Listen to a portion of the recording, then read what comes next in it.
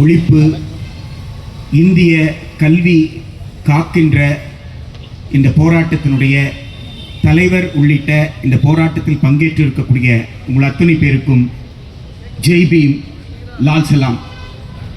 1927 ஜூலை மாதம் 27ஆம் தேதி பாம்பே லெஜிஸ்லேட்டிவ் கவுன்சிலில் பாம்பே யூனிவர்சிட்டி பில், பம்பாய் பல்கலைக்கழக மசோதா, அந்த மசோதா மீது நடக்கக்கூடிய விவாதம், அந்த விவாதத்திலே பாபா சாஹிப் அம்பேத்கர் அவர்கள் இவ்வாறு பேசுகிறார்.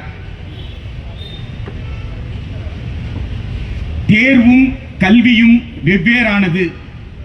ஆனால் அவர்கள் கல்வியின் தரத்தை உயர்த்துகிறோம் என்ற பெயரில் இதுவரை பல்கலைக்கழக வளாகத்திற்குள் கால் வைக்க முடியாமல், உள்ளே நுழைய முடியாமல் இருக்கக்கூடிய பிற்படுத்தப்பட்ட சமூகத்தினர் இனி என்றுமே உள்ளே நுழைய முடியாத அளவு தேர்வுகளை மிகவும் கடினமாக்கி விடுகின்றனர். அவருடைய ஆங்கில சொற்களே இவ்வாறு இருக்கிறது. Examination is something quite different from education, but in the name of raising the standard of education, they are making the examination so impossible and so severe that the backward communities which have hitherto not had the chance of entering the portals of university are absolutely kept out. 1977 Baba Sahib Ambedkar அவர்கள் எதை சொன்னார்களோ அது அப்படியே நீட்டுக்கு பொருந்தும். நம் முன்னால் இருக்கக்கூடிய கேள்வி ஒன்றே ஒன்றுதான். இதுவரை கல்லூரி வளாகங்களுக்குள் வர முடியாதவர்களை இனி என்றுமே வர முடியாத அளவிற்கு ஒரு தேர்வை கொண்டு வருகிறான் என்று சொன்னால் அதன் பின்னாடி இருக்கக்கூடிய அரசியல் என்ன? இவ்வளவுதான் நமக்கு முன்னாடி இருக்கிற சவால்.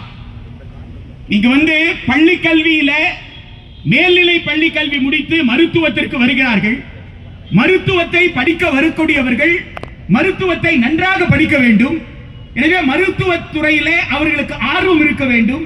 அங்கே கேட்கப்படும் வேதியியலுக்கும் உயிரியலுக்கும் இயற்பியலுக்கும் அவர்களுக்கு புரிதல் இருக்க வேண்டும் என்பதுதான் உங்களுடைய நோக்கம் என்று சொன்னால், நீங்கள் மேல்நிலை பள்ளி கல்வியில +1 +2 ஜூன் மாதத்தில் இருந்து ஏப்ரல் மாதம் வரைக்கும் நிரந்தர பணியிடத்துல முதுகலை பட்டதாரி ஆசிரியரை கொடுக்கணும். PG physics, PG chemistry, PG biology permanent போஸ்டில் இருக்கணும். நீங்க மாணவர்கள் நன்றாக படிக்கணும் நினைத்தா ஆய்வுக்கூடத்துல லேப் டெமான்ஸ்ட்ரேட்டர் இருக்கணும். லேப் டெமான்ஸ்ட்ரேட்டர்ன்றது டீச்சர் போஸ்ட் தான், டீச்சருக்கு உண்டான குவாலிஃபிகேஷன் தான். லேப்ல ஒரு ஆய்வக உதவியாளர் இருக்கணும், லேப் அசிஸ்டன்ட் இருக்கணும். பள்ளிக்கூடங்கள் மிகவும் திறம்பட செயல்படுவதற்கு தேவையான கட்டமைப்பு இருக்கணும். மாணவர்களை இயற்பியல் படிக்கிறவங்க பக்கத்தில் இருக்கிற லேத் கம்பெனிக்கு போக சொல்லுங்க, அந்த மிஷின் எப்படி செயல்படுதுன்னு பார்க்க சொல்லுங்க. தான் படித்த இயற்பியல் பாடத்தில் படித்ததற்கும் இதற்கும் தான் புரிந்து கொண்டதற்கும் ஒரு கட்டுரை எழுத சொல்லுங்க. அவருடைய அப்சர்வேஷனை, அவருடைய இன்ஃபரன்ஸ் எழுத சொல்லுங்க. அதுதானே அவருடைய ஆர்வத்தை காட்டும். வேதியியல் படிக்கிற உயிரியல் படிக்கிற மாணவர்களை டயக்னாஸ்டிக் சென்டர் போக சொல்லுங்க. நான் வொகேஷனல் ஸ்கில்லிங்க பத்தி பேசல, நான் தொழிலை கத்துக்கோன்னு சொல்லல, அப்சர்வ் பண்ண சொல்றேன். பார்த்து உணர்ந்து அறிந்து கொள்வது. எப்படி ரத்தத்தை பரிசோதிக்கிறார்கள், என்ன கருவியை பாரு, நீ படிச்சிய ஒப்பிடு, அந்த இன்ஃபரன்ஸ்க்கு ஒரு மார்க் கொடு. தாவரியல் படிக்கிற மாணவரே பக்கத்தில் இருக்கக்கூடிய ஒரு பூங்காக்கு போக சொல்லுங்க. ஊர்ல பூங்காவே இல்லையா, மரமே இல்லையா? ஒரு மரத்துல இலைகள் 4 நாளா இருக்க, 5 5 இருக்க, 2 2 இருக்க, வித்தியாசம் இல்ல. படிச்சதுக்கும் அந்த இலைக்கும் வித்தியாசத்தை பார்க்க சொல்லுங்க. இதற்கு பேரு கல்வியை வலுப்படுத்துதல். அதைத்தான் நான் அம்பேத்கர் சொல்றாரு, நான் கல்வியை வலுப்படுத்த சொல்றேன், நான் கல்வியை கேட்கிறேன். ஆனா நம்ம கல்வியாளர்கள் கல்வியை கொடுக்காம தேர்வுகளை கடினமாக்குறாங்கடா என்று சொன்னார். நீ கல்வியை வலுவாக, எங்க ஒரு காலத்துல தலையிலிருந்து கால் வரைக்கும் ஒரே MBBS டாக்டர் பார்த்தாருங்க. இன்னைக்கு வாயில பல பல்லுக்கு ஒரு டாக்டருங்க, நாக்குக்கு ஒரு டாக்டருங்க. அப்ப இன்னும் 1ஆம் கிளாஸ்ல இருந்து 5ஆம் கிளாஸ் வரைக்கும் பொது ஆசிரியர் வச்சிட்டு இருக்கிற, 1ஆம் கிளாஸ்ல இருந்து 5ஆம் கிளாஸ் வரைக்கும் மொழிக்கு தனியா, உடற்பயிற்சிக்கு தனியா, கணினிக்கு தனியா ஆசிரியர் வேண்டாமா? எனவே பள்ளி கல்வியை வலுப்படுத்துவதற்கு பதிலாக இவர்கள் நீட்டை ஏன் நுழைத்தார்கள்? அதுதான். அது ஒன்றை மட்டும் சொல்லி நான் விடைபெறுகிறேன். ஏன்னா 2016ல இருந்து இதை பற்றி பேசியாச்சு. திரும்ப திரும்ப திரும்ப பேசுவதற்கு ஒன்றுமே கிடையாது. நிறைய எழுதியாச்சு. ஒரே அரசியல் தான். நீட்டு எதுக்கு கொண்டு வந்ததா சொன்னாங்க? ரெண்டே ரெண்டு தான். எல்லாரும் என்ன கேட்கிறாங்க? டெல்லியில தர்மேந்திர பிரதானை ராஜினாமா செய்ய சொல்கிறார்கள். irregularity சரி பண்ண சொல்றாங்க. ஃபேர் நீட் கேக்குறாங்க, பேன் நீட் கேட்கல. இது முதலாளிகளோட இன்டர்பிரேஷன். டொனால்ட் ட்ரம்ப் அப்படி இன்டர்பிரேட் பண்ண சொல்லி திரு நரேந்திர மோடிக்கு சொல்லி தர்றார். பாவம் திரு நரேந்திர மோடி அவராக எதுவும் செய்யறது இல்லை. வெளிநாட்டுக்காரன் தூண்டாம திரு நரேந்திர மோடி எதையுமே செய்யல. அதனால தான் தன்னெழுச்சியா மாணவர்கள் எதையாவது செஞ்சா உடனே இது வெளிநாட்டு சதி. வெளிநாட்டு சதியின் மொத்த உருவம் திரு நரேந்திர மோடி தான். மொத்த உருவம். காரணம் என்னன்னு கேட்டா, WTO கேட்ஸ் ஒப்பந்தத்தில் இருக்கிற ஷரத்துகளை எடுத்து படிச்சு பாருங்க. லெவல் பிளேயிங் ஃபீல்ட் வேணுமா? ஃபாரின் யூனிவர்சிட்டி இங்க வந்தா லெவல் பிளேயிங் ஃபீல்ட் வேணுமா? ரெண்டு காரணத்தை சொன்னாங்க. ஒன்று, தரத்தை தீர்மானிக்கிறோம். இன்னொன்று, வணிகமயத்தை ஒழிக்கிறோம். திரு நரேந்திர மோடி அமைத்தது பேராசிரியர் ரஞ்சித் ராய் சௌத்ரி குழு. அந்த குழு நீட்ட சொல்லல. 92வது நாடாளுமன்ற நிலைக்குழு அறிக்கை 2016 மார்ச் 8 நாடாளுமன்றத்தில் இரண்டவையும் தாக்கல் செய்யப்பட்டது. அந்த குழுவுல பாதி பேர் பாஜகவை சார்ந்தவர்கள், எம்பிக்கள். அந்த அறிக்கை நீட்டு சொல்லல. அந்த அறிக்கை காமன் மெடிக்கல் என்ட்ரன்ஸ் தான் சொல்லிச்சு. எந்த மாநிலங்கள் விரும்பவில்லையோ அந்த மாநிலங்களை விலக்கி வைத்து விட்டுன்னு சொன்னாங்க. கூட்டாட்சி தத்துவத்தின் அடிப்படையில் regulation entry 32 of list 2 schedule 7.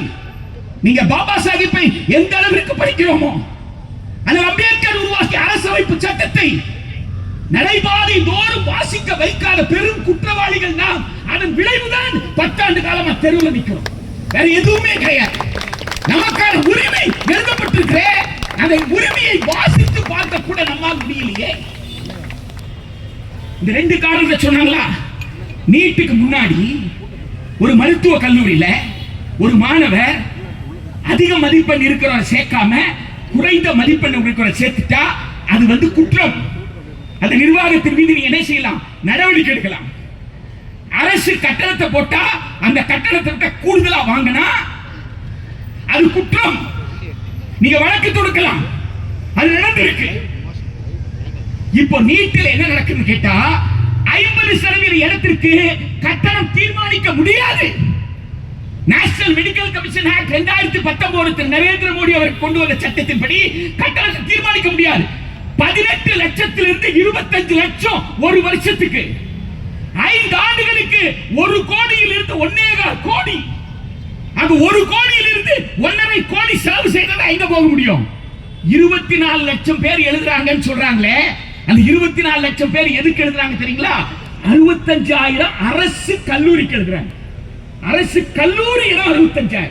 வெறும் 65,000க்கு தாங்க அகில இந்திய அளவில் இந்த தேர்வு அப்படி நினைச்சிட்டு தேர்வே கிடையாது.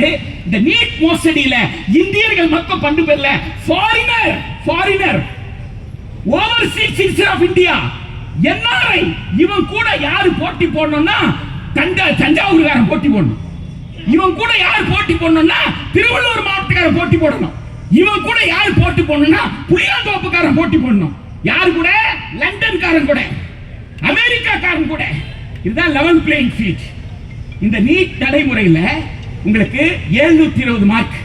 இந்த 720 மார்க்ல 650க்கு கீழே வாங்கிட்டாங்கன்னா பெரும்பகுதி பிள்ளைங்க இந்த 65,000க்குள்ள போக முடியாது. மிச்சம் இருக்கிற இன்னொரு 65,000 தனியார் நிர்வாகம். இந்த சிக்கலை வல்லுநர் குழு, உச்ச நீதிமன்றம், நாடாளு நிலைக்குழு எல்லாம் சொன்னது தனியார் கல்லூரியை பத்தி தான். தனியார் கல்லூரியில் முறைகேடு சொன்னாங்க. இப்ப அந்த தனியார் கல்லூரியில நீட்டுக்கு பிறகு இந்த 650க்கு கீழே ஒருத்த மார்க் வாங்கிட்டா இந்த 500ல இருந்து 650 இருக்கிறவன் அப்ளை பண்றதுல கவுன்சிலிங்கே போறதில்லை, கவுன்சிலிங்ல போறதில்லை. ஏன்னா அவனால என்ன செய்ய முடியாது, 1 கோடி ரூபாய் பணம் கட்ட. அவன் யாரே ரிப்பீட்டர். அப்ப கவுன்சிலிங்ல யாரா போறான்னா 720க்கு குறைந்தபட்ச தகுதி மதிப்பெண் இந்த வருஷம் 212, போன வருஷம் 137 147. அதுக்கு முன்னாடி பாத்தீங்கன்னா 107 109 117 தான் குறைந்தபட்சம். இந்த குறைந்தபட்சம் பெற்றாலே 50% இருக்கிறவன் பேரு, அவன்ல யார் பணம் இருக்கோ அவன் போய் சேர முடியும். இப்ப நீங்க என்ன செய்ய முடியாது, தனியார் கல்லூரிகளை ஏண்டா 550 மார்க் வாங்கினவன் ரிப்பீட்டர்னு அடுத்த நீட்டுக்கு தயாராயிட்டு இருக்கிறான், எப்படிடா 250 மார்க் வாங்கின உள்ள போனான்னு கேட்க முடியாது. ஞானம் ஜெயராமன் அவர்கள் பிடிமன் ஒரு படம் எடுத்தார். அந்த படத்துல இதுதான் அந்த பிள்ளை, அந்த அப்பா, அந்த விவசாயி அந்த பிள்ளைய நல்லா +2 படிக்க வச்சிருப்பாரு. அவன் பிள்ளையோட ஃப்ரெண்ட் வந்து என்ன செய்வான், சேர்ந்துருவான். கேட்பான், உன்னை விட கம்மியா மார்க் வாங்கிட்டானே எப்படிடா போய் சேர்ந்தான் அப்படின்னு கேட்டா அவங்க அப்பாவால துட்டு கட்ட முடிஞ்சது.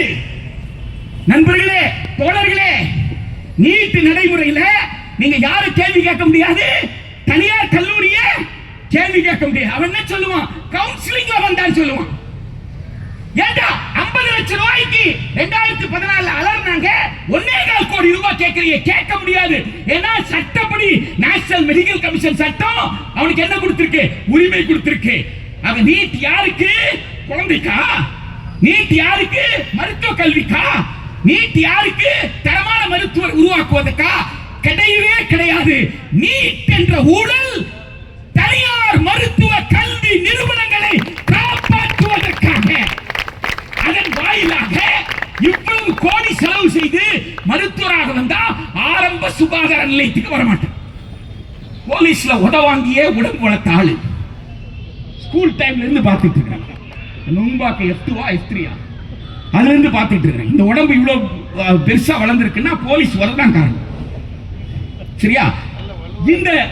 இந்த உடம்புக்கு என்ன காரணம், ஆரம்ப சுகாதார நிலையத்தில் கூட்டு போய் உங்க அப்பா அம்மா வேக்சின் போட்டது காரணம். இது ஜென்மத்துக்கு உங்க பேரம் பேத்திக்கு அந்த வாய்ப்பு கிடைக்கும். நீட் நடைமுறை தனியார் மருத்துவ கல்லூரிகள் கொள்ளையடிப்பதற்கும் ஆரம்ப சுகாதார நிலையங்களை தனியாரிடம் ஒப்படைப்பதற்கும், அதன் மூலமாக கார்ப்பரேட் மருத்துவமனைகளுக்கு ஃபீடர் மருத்துவமனையாக பிரைமரி ஹெல்த் சென்டர் மாறும், அது கிளினிக்காக மாறும். ஒரு மாபெரும் சதி. மருத்துவ கல்வி, சுகாதாரம் இரண்டுக்குமான மாபெரும் சதி. அந்த சதியை முறியடிக்கின்ற மாணவர்கள் தேசபக்தர்கள், பீம்ராவ் அம்பேத்கரின் பேர பிள்ளைகள், தந்தை பெரியாரின் பேர பிள்ளைகள். எனவே பீம்ராவ் அம்பேத்கர் முழக்கம் இருக்கும் வரை நீ அந்நியம் சொல்லு, என்ன வேண்டாலும் சொல்லு, அந்நிய நாட்டின் கைக்கூலி நீதான். எனவே நீதான் ராஜினாமா செய்ய வேண்டும். நீட் ஒழியும் வரை உலகம் முழுக்க இருக்கிற மாணவர்கள் இந்த போராட்டத்தை வலுவாக நடத்துவார்கள். தொழிலாளி வர்க்கத்துடைய ஒற்றுமை ஓங்கட்டும், மாணவர்கள் ஒற்றுமை, வாலிபர் ஒற்றுமை ஓங்கட்டும். ஜெய் பீம்.